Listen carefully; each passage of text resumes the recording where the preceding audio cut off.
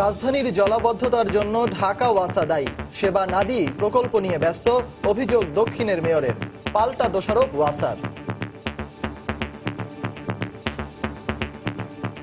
জলাবদ্ধতা strong Suez ম্যানেজমেন্টের জন্য কমপ্লিটলি রেসপন্সিবল ঢাকা ওয়াসা। ঢাকা ওয়াসা ব্যর্থ সংস্থায় পরিণত হয়েছে। কাজ করবেন আপনি, আমার নাই, মানে আপনি তো রেললাইন করছেন জনবদ্ধকরণের জন্য, আপনি পাচ্ছেন না কেন? নগরীর উন্নয়নে দীর্ঘমেয়াদী পরিকল্পনা না থাকায় দুর্ভোগে রাজধানীবাসী, অপচয় বিপুল অর্থের। সংকট উত্তরণে উদ্যোগ নেওয়ার আশ্বাস কর্তৃপক্ষের। একসাথে ভেঙে গেছে, নষ্ট হয়ে গেছে, এখান থেকে গড়ায় ওখানে নিতেছে। আদৌ সুস্থ হবে কিনা সেটা আমরা এখনো জানি না। ফেরো স্ক্যানার কিনবো, পাইপ বসানোর আগে সবগুলো আমরা স্ক্যান করে বসাবো যে এর মধ্যে পর্যাপ্ত পরিমাণে রিইনফোর্সমেন্ট আছে কিনা। দেখছিলেন প্রধান শিরোনাম। সন্ধ্যার সময়ের সঙ্গে আছি আমি পারমিতা হিম এবং আমি সজল মিত্র রিচা। এবার অন্যান্য শীর্ষ সংবাদ। হাওড়াঞ্চলে বন্যা পরিস্থিতির অবনতি, নতুন এলাকা প্লাবিত। মাছ ধরার উপর নিষেধাজ্ঞা প্রত্যাহার, ক্ষতিগ্রস্তদের তালিকা করে 1.5 লাখ ভিজিএফ কার্ড বিতরণের সিদ্ধান্ত। রাজশাহীর কোটবাড়ি এলাকায় জঙ্গি আস্তানা সন্দেহে ঘিরে রাখা বাড়ির অভিযান শেষ, পাওয়া যায়নি কিছুই। সিলেটে স্কুল থেকে বোমার মতো বস্তু উদ্ধার। সাকুরা বার বয়ের সাথে দ্বন্দ্বের কারণেই পরিকল্পিতভাবে হত্যা করা হয় যুবদল নেতা জনিকে, দাবি পরিবারের। কয়েকটি বিষয় মাথায় রেখে তদন্তে নেমেছে পুলিশ। দুর্ঘটনায় আহত শিশুকে হাসপাতালে নেয়ার পথে বাসের চাপায় প্রাণ গেল বাবা মা নানির। অলৌকিকভাবে বেঁচে যাওয়া শিশুটি এখন ঢাকা মেডিকেলে। এবং ঢাকা সদরঘাটে লঞ্চ থেকে নেমেই হয়রানি আর ভোগান্তির শিকার যাত্রীরা। খোদ পুলিশই করছে চাঁদাবাজি, ব্যবস্থা নেওয়ার দায়সারা আশ্বাস পরিবহন মালিক সমিতি ও ডিএমপির।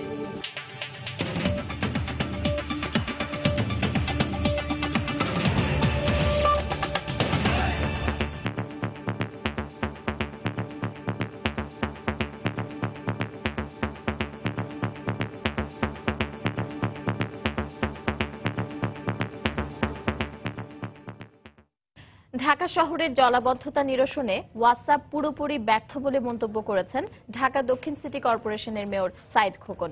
নাগরিক সেবা না দিয়ে হাজার কোটি টাকার নানা প্রকল্প নিয়ে ব্যস্ত সংস্থাটি, এমন অভিযোগও করেন সাইদ খোকন।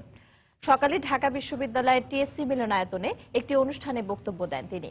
এ সময় ঢাকা মহানগরীর নানা অব্যবস্থাপনার জন্য 56টি সেবা সংস্থার সমন্বয়হীনতাকে দায়ী করেন তিনি। তবে ঢাকা ওয়াসা কর্তৃপক্ষ জলাবদ্ধতার জন্য পাল্টা দোষারোপ করেছে সিটি কর্পোরেশনকে। মাহমুদ রাকিবের রিপোর্ট। অল্প বৃষ্টিতেই ঢাকা শহরের অনেক এলাকা ও প্রধান প্রধান সড়ক তলিয়ে যাওয়ার চিত্র প্রতিদিনকার। প্রতি বছরই এই সমস্যা সমাধানের জন্য সেবা সংস্থাগুলো ও সিটি কর্পোরেশন নানা আশ্বাস দিলেও ভোগান্তি থেকে এখনো মুক্তি পাননি নগরবাসী। তবে নগরবাসী এ জলাবদ্ধতার জন্য এতদিন বিভিন্ন সেবা সংস্থা ও সিটি কর্পোরেশনকে দায়ী করলেও মঙ্গলবার একটি অনুষ্ঠানে হাজির হয়ে ঢাকা দক্ষিণের মেয়র স্পষ্ট করে বললেন, জলাবদ্ধতার জন্য দায়ী শুধুমাত্র ওয়াসাই এবং ওয়াসা সে দায়িত্ব পালনে পুরোপুরি ব্যর্থ বলেও দাবি করেন মেয়র। জলাবদ্ধতা স্ট্রং সুয়েজ ম্যানেজমেন্টের জন্য কমপ্লিটলি রেসপন্সিবল ঢাকা ওয়াসা। ঢাকা ওয়াসা, আমি নির্বাচিত মেয়র হিসেবে বলতে বাধ্য হচ্ছি, আজকে একটি ব্যর্থ সংস্থায় পরিণত হয়েছে। ঢাকা ওয়াসা হাজার হাজার কোটি টাকার প্রকল্প নিয়ে ব্যস্ত। এই ঢাকা শহরের নর্দমা, এটা ঠিক করতে কি হাজার হাজার কোটি টাকার প্রয়োজন পড়ে? এটা ঠিক করার জন্য ঢাকা ওয়াসার মনোযোগটুকুই যথেষ্ট। এদিকে নগরীর বিভিন্ন এলাকায় ব্যবহার উপযোগী পানি দিতেও ওয়াসা সম্পূর্ণ ব্যর্থ হয়েছে বলে দাবি করেছেন সাইদ খোকন। যেখানে পানি তো নাই সেখানে নাই, যেখানে যায় সেখানে ময়লা দুর্গন্ধযুক্ত পানি যায়। ওয়াসার লোক, তাদেরকে যখন বলি তারা বলে তাদের অর্থের অভাব রয়েছে। হয় ঢাকা ওয়াসাকে ঢাকা দক্ষিণ সিটি কর্পোরেশনের সঙ্গে একীভূত করতে হবে, নয় ঢাকা ওয়াসার নেতৃত্বের মধ্যে পরিবর্তন আনতে হবে। এই অবস্থা চলতে পারে না। তবে জলাবদ্ধতা নিরসনে সিটি কর্পোরেশনের যদি কোনো দায়িত্ব নাই থাকে, তাহলে কেন তারা পুরো শহর জুড়ে ড্রেনেজের কাজ করছেন, এমন পাল্টা প্রশ্ন রেখে সাইদ খোকনের বক্তব্যের সঙ্গে দ্বিমত পোষণ করেন ওয়াসার ব্যবস্থাপনা পরিচালক। অবশ্যই একমত নাই, কি ব্যর্থতা বলুক। ঢাকা শহরে ড্রেনেজের মাত্র কত পার্সেন্ট আমাদের সবাই জানেন। আচ্ছা, এখন যে সারা ঢাকা শহরের ড্রেনেজের কাজ হচ্ছে কে করছে বলেন? আরে ড্রেনেজের কাজ করবেন আপনি,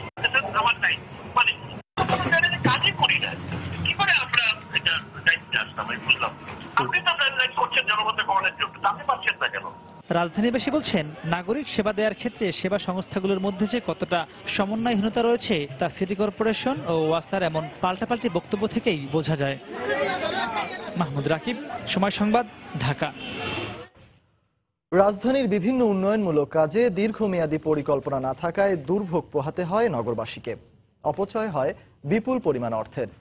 বিশ্লেষকরা বলছেন, সব ধরনের প্রকল্প বাস্তবায়নে মনিটরিং বাড়াতে হবে কর্তৃপক্ষকে।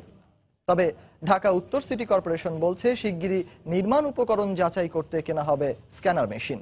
অন্যদিকে মেগা প্রকল্প গ্রহণের পরিকল্পনার কথা জানালেন দক্ষিণের মেয়র। বিস্তারিত কাজল আব্দুল্লাহর রিপোর্টে। কখনো অলিগলি, ছোট রাস্তায়, কখনো বা প্রধান সড়কে দীর্ঘ সময় ধরে এসব পাইপ বসানো হয় নগরীর বিভিন্ন এলাকায়। এসব কর্মযজ্ঞে অতিষ্ঠময় হয়ে ওঠে স্বাভাবিক চলাফেরা। দুর্ভোগ পোহাতে হয় সব শ্রেণীর মানুষকে।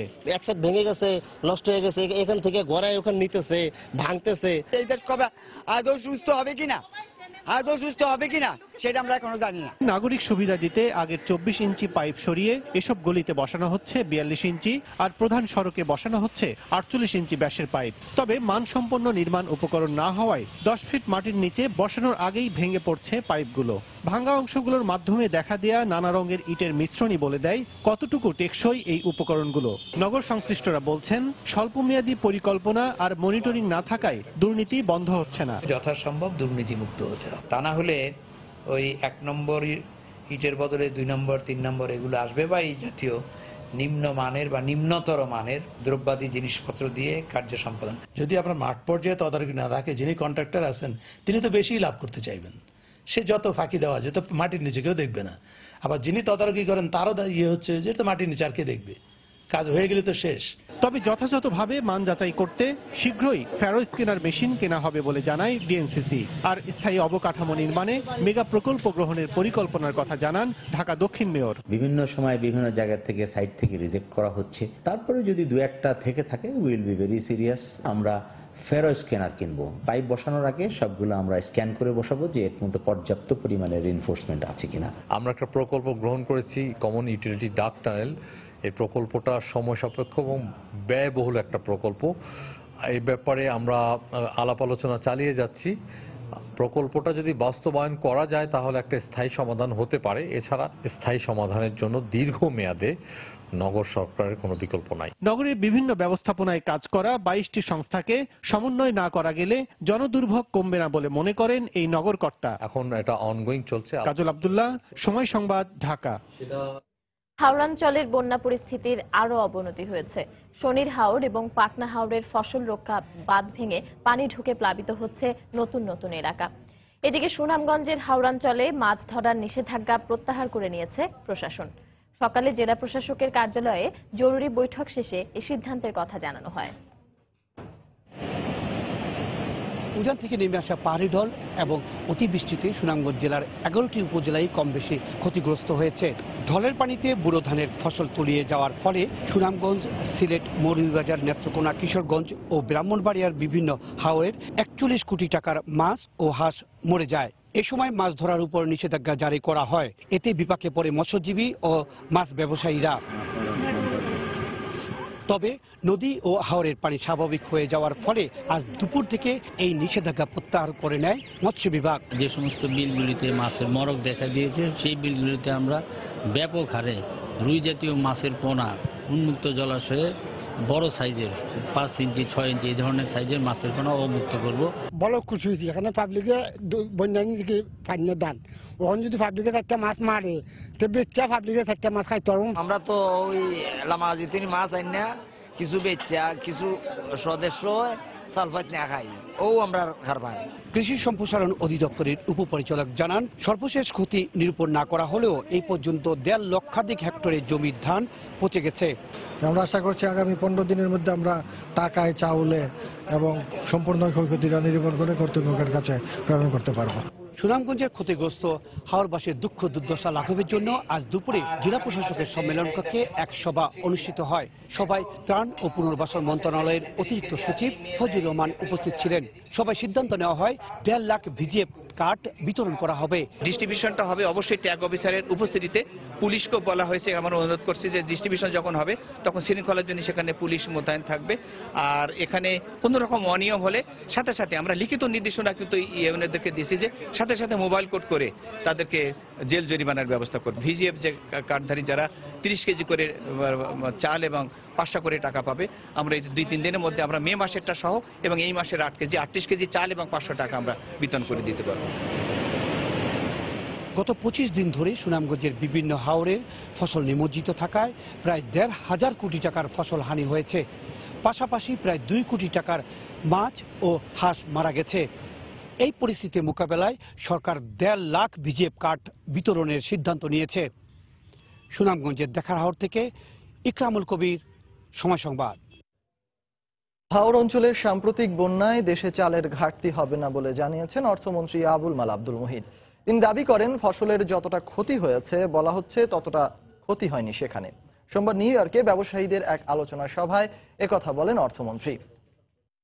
হাওরে যেসব রাস্তাঘাট করা হয় পারতপক্ষে সেগুলোকে সাবমার্সিবল রোড করা হচ্ছে, যাতে পানি যখন বাড়বে এগুলো পানির নিচে চলে যাবে। পানি যখন চলে যাবে তখন এটা একটু খরচ বেশি হয়, কিন্তু এটা ছাড়া কোনো উপায় নাই সেখানে। ক্ষতি আমরা যেটা দেখছি 2.5 লক্ষ একরে এটা এফেক্টেড হয়েছে, কিন্তু এর benefits have been much more and in much larger area এর বেনিফিটস হয়েছে। এই জন্য আমরা এবছরের যে প্রজেকশন করেছি রাইস প্রোডাকশন, তাতে কোনো ঘাটতি হবে বলে আমাদের মনে হয় না। সন্ধ্যার সময় আরো থাকছে 2013 সালে গাড়ি ভাঙচুর ও অগ্নিসংযোগের মামলায় গাইবান্ধায় বিএনপি ও অঙ্গ সংগঠনের 25 নেতাকর্মীকে 5 বছর করে কারাদণ্ড।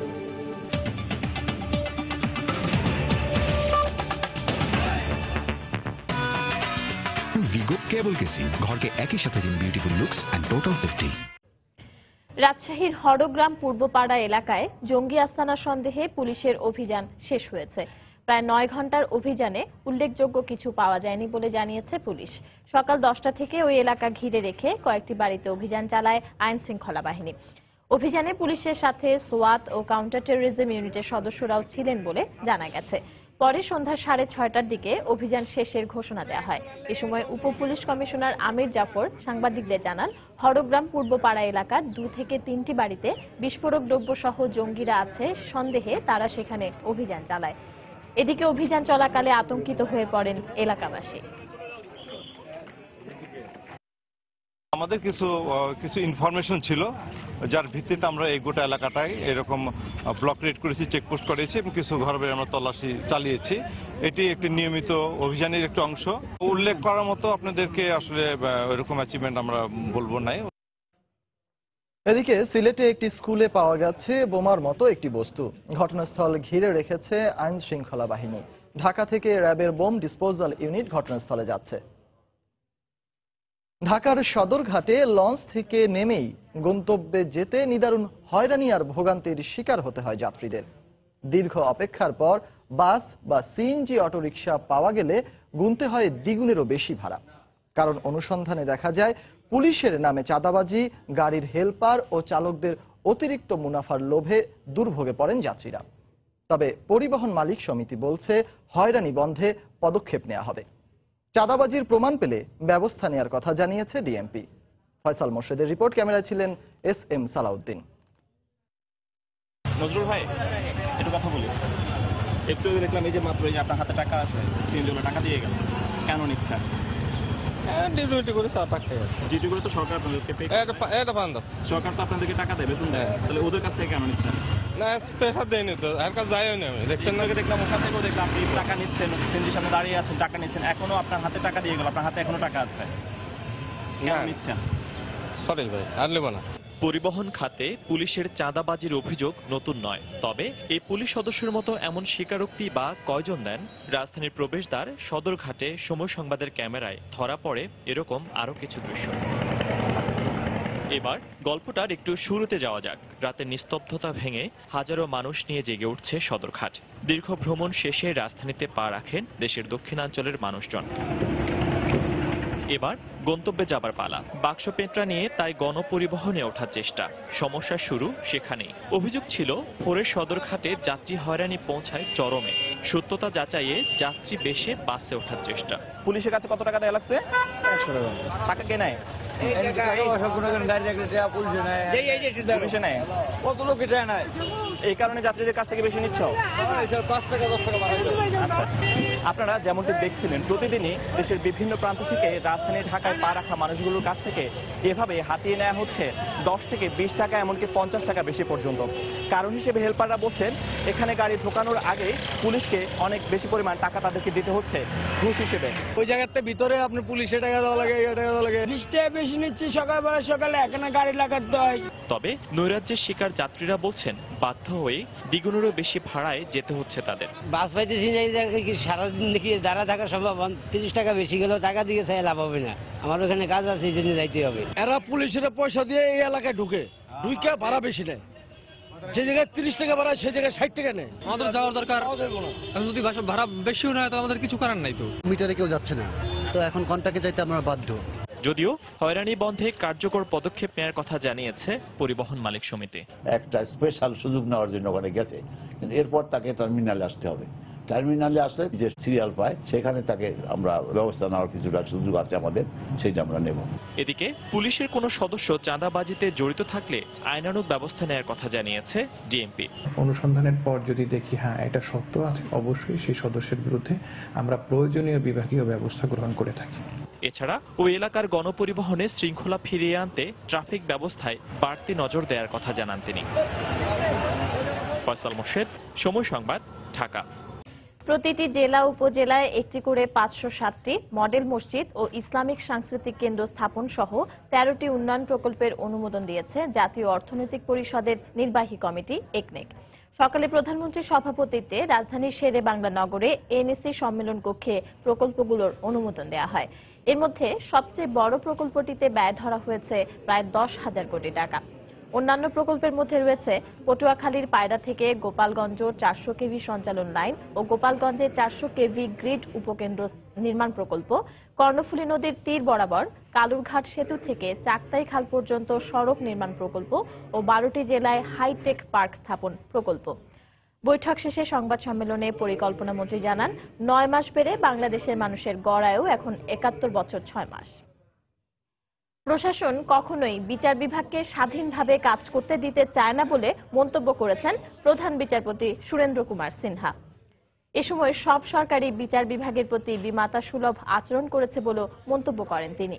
বিকেলে হবিগঞ্জে জেলা আইনজীবী সমিতির দেয়া সংবর্ধনা অনুষ্ঠানে একথা বলেন প্রধান বিচারপতি। বিচার বিভাগের প্রতি সবসময় একটা বিমাতা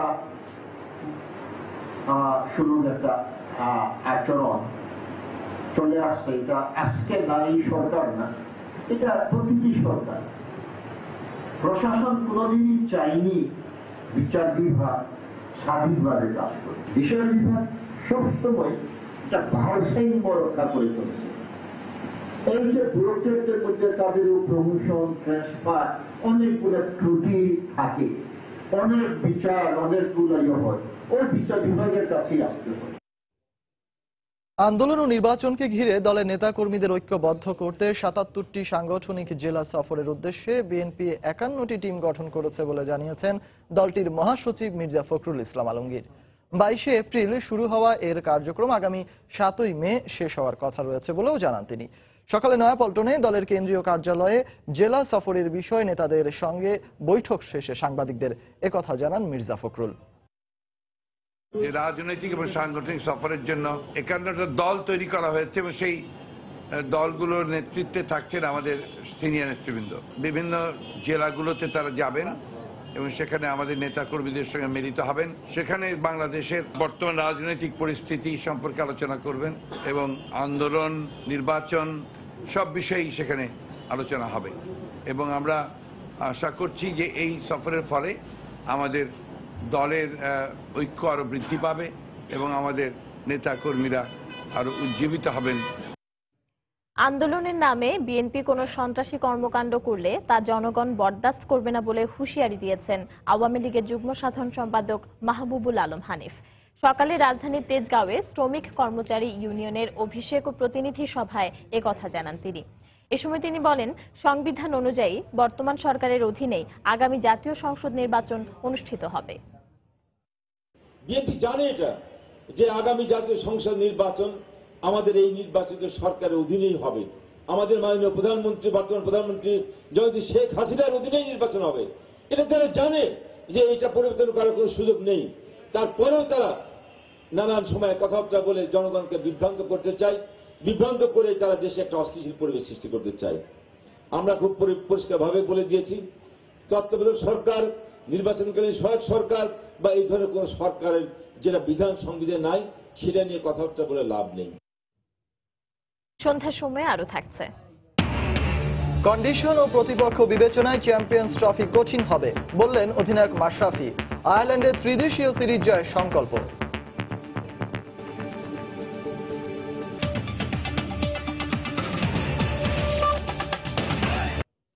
যাবজ্জীবন মানে আমৃত্যু কারাদণ্ড। সুপ্রিম কোর্টের এমন রায়ের ব্যাখ্যায় ভিন্ন ভিন্ন মত প্রকাশ করেছেন আইন বিশেষজ্ঞরা। অ্যাটর্নি জেনারেল মাহবুবে আলম বলেছেন, শুধুমাত্র মৃত্যুদণ্ডের সাজা কমে যাদের যাবজ্জীবন কারাদণ্ড হয়েছে এ রায় তাদের জন্য প্রযোজ্য হবে। যদিও অ্যাটর্নি জেনারেলের সাথে দ্বিমত পোষণ করে সাবেক আইনমন্ত্রী বলেছেন, এখন থেকে যাবজ্জীবন কারাদণ্ডের মেয়াদ 30 বছর নয়, আমৃত্যু কারাবাস, যা সব আসামির ক্ষেত্রেই প্রযোজ্য হবে। আপিল বিভাগের রায়ের ব্যাখ্যায় তারা একথা বলেন। যার মৃত্যুদণ্ড আদেশ ছিল সেটাকে কমিয়ে যাবজ্জীবন করা হলো। এই যাবজ্জীবন অর্থ হলো তার আমৃত্যু জেলে থাকা। যেগুলো নাকি যাবজ্জীবন কারাদণ্ড প্রদান করা হয় নিম্ন আদালতে, সেগুলোর ক্ষেত্রে যা এখন আইনে আছে তাই চলবে। যাবজ্জীবন মানে জীবন তার অতিক্রান্ত না হওয়া পর্যন্ত, অর্থাৎ আমৃত্যু তাকে জেলে থাকতে হবে। এই ব্যাখ্যা দিয়ে এ রায়টা দিয়েছে ওনারা। আপিল কোর্ট যে রায় দিবে এটা সমস্ত নিম্ন আদালতের উপর বাধ্যবাধক। সাকুরা বারবয়ের সাথে দ্বন্দ্বের কারণেই পরিকল্পিতভাবে হত্যা করা হয়েছে যুবদল নেতা জনিকে, এমন দাবি করেছে তার পরিবার। তবে পুলিশ বলছে বেশ কয়েকটি বিষয় মাথায় রেখেই তদন্ত করা হচ্ছে। এদিকে এই ঘটনায় সোমবার রাতে নিহতের স্ত্রী মর্জিনা বাদী হয়ে শাহবাগ থানায় একটি হত্যা মামলা দায়ের করেছেন। নাম মোহাম্মদ জনি, পরিবার সহ থাকতেন রাজধানীর কল্যাণপুরে। দীর্ঘদিন দায়িত্ব পালন করেছেন 21 নম্বর ওয়ার্ড যুবদলের আহ্বায়ক কমিটির সদস্য হিসেবে। রোববার রাতে রাজধানীর শাহবাগে সাকুরাবারের সামনে পিটিয়ে হত্যা করা হয় তাকে। জনির বড় ভাই নয়ন অভিযোগ করেন, সাকুরাবারের একজন হোটেল বয়ের সঙ্গে দীর্ঘদিন ধরেই দ্বন্দ্ব চলছিল জনির। সেই পরিকল্পিতভাবে হত্যা করেছে জনিকে। সবশেষ রোববার রাত 10টায় স্ত্রীর সাথে মোবাইলে কথা বলার সময়ও এই বিরোধ নিয়ে কথা বলেছিল জনি। কালকে 10:30টার দিকে ওর ওয়াইফকে ফোন দিছে, ফোনটা রিসিভ করে কথা বলে না। ওর ওয়াইফ শুনতেছে, ওরে যারা ঘিরে ধরছে তারা বলতেছে, জনি বলতেছে আর কি ওদের উদ্দেশ্যে, যে মাহবুব, যে তোরা আমি এত ঝামেলা থেকে বাঁচাই, তুই আজকে পোলাপান নিয়ে আমার মারার জন্য অ্যাটাক করছিস। তো মাহবুব নামে ওখানের একজন স্টাফ আছে, ও অ্যারেস্ট হয়েছে। নিজের চোখে দেখছি সিসিটিভিতে। রিমান্ডে নিলে ইনি সব বের হয়ে যাবে। এদিকে নিহত জনির বড় ভাই তাকে শাহবাগের পাইকারি ফুল ব্যবসায়ী হিসেবে পরিচয় দিলেও শাহবাগ এলাকায় গিয়ে এ নামে কোনো পাইকারি ব্যবসায়ী নেই বলে জানা যায়। পুলিশ বলছে মামলা হয়েছে, ঘটনার তদন্ত চলছে। শিগগিরই এই হত্যার রহস্য উন্মোচন করা যাবে। পুরো বিষয়টা আমাদের এখন তদন্তাধীন আছে।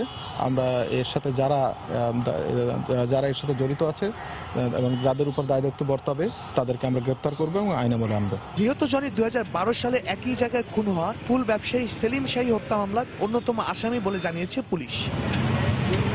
শাহরিয়ার জামান দ্বীপ, সময় সংবাদ, ঢাকা। দুর্ঘটনায় আহত শিশুকে হাসপাতালে নেয়ার পথে বাসের চাপায় প্রাণ গেল বাবা, মা ও নানির। অলৌকিকভাবে বেঁচে যাওয়া আহত শিশুটি ঢাকা মেডিকেলে ভর্তি রয়েছে। গতকাল রাতে কুমিল্লার লাকসামে এ দুর্ঘটনা হয়। এদিকে যশোরে ট্রাক চাপায় এক ব্যবসায়ী নিহত হয়েছেন। কুমিল্লা ও যশোর প্রতিবেদকের পাঠানো তথ্য ছবি নিয়ে ডেস্ক রিপোর্ট। পরপর দুইবার সড়ক দুর্ঘটনার শিকার হয়ে বেঁচে যায় 8 বছর বয়সী শিশু জসিম। ঢাকা মেডিকেল কলেজ হাসপাতালে চিকিৎসাধীন রয়েছে সে। সোমবার রাত 8টার দিকে কুমিল্লার লাকসামের বাইপাস এলাকায় মোটরসাইকেল চাপায় আহত হয় শিশু জসিম। পরে তাকে উদ্ধার করে সিএনজি অটোরিকশায় করে কুমিল্লা মেডিকেল কলেজ হাসপাতালে নিয়ে যাচ্ছিলেন তার বাবা রাজ্জাক, মা ঝর্ণা বেগম ও নানি জয়নব নেসা। পথে বড়ল এলাকায় নোয়াখালীগামী ইকোনো পরিবহনের একটি যাত্রীবাহী বাস তাদের বহনকারী সিএনজি অটোরিকশাকে চাপা দিলে জসিমের বাবা, মা ও নানি সহ 4 জন নিহত হন। তবে এই দুর্ঘটনায় অলৌকিকভাবে বেঁচে যায় শিশু জসিম। পুরো পরিবেশ শেষ, এই হত্যার বিচার চাই আমরা। এটা তো মুখোমুখি সংঘর্ষ, এটা তো অবশ্যই বাসের দায়ভার নিতে হবে। আমরা রাজ্জাক ভাই পরিবার সবার জন্য সুস্থ বিচার চাই। সামাজিকভাবে যত ক্ষতিপূরণ দাবি করতেছে। দুর্ঘটনা কবলিত গাড়ি দুইটি জব্দ করা হয়েছে বলে জানিয়েছে পুলিশ। বাসের ড্রাইভার পলাতক আছে, আমরা আইনানুগ ব্যবস্থা প্রক্রিয়াধীন রাখছি এবং আসামি গ্রেফতার চেষ্টা চলতেছে। এদিকে যশোরের রাজারহাট বাজার এলাকায় রাস্তা পার হওয়ার সময় ট্রাক চাপায় হাসান আলী নামে এক ব্যবসায়ী নিহত হয়েছেন। ফেরদৌস নির্ঝর, সময় সংবাদ। গাইবান্ধায় বিএনপি ও এর অঙ্গ সংগঠনের 25 নেতাকর্মীকে 5 বছর করে কারাদণ্ড দিয়েছেন আদালত। দুপুরে দ্রুত বিচার আদালতের বিচারক মইনুল হাসান ইউসুফ আসামিদের অনুপস্থিতিতে এ রায় দেন। 2013 সালের 30 নভেম্বর সন্ধ্যায় গাইবান্ধার গোবিন্দগঞ্জে বগুড়া রংপুর মহাসড়কে গাড়ি ভাঙচুর ও অগ্নিসংযোগ করে আসামিরা। এ ঘটনায় গোবিন্দগঞ্জ থানার উপপরিদর্শক আবুল কালাম আজাদ বাদী হয়ে বিএনপি, যুবদল, স্বেচ্ছাসেবক দল ও ছাত্র দলের 25 নেতাকর্মীকে আসামি করে দ্রুত বিচার আইনে একটি মামলা করেন। মামলার শুনানি শেষে বিচারক 25 আসামির প্রত্যেককে 5 বছর করে কারাদণ্ড এবং 1000 টাকা করে অর্থদণ্ড দেন।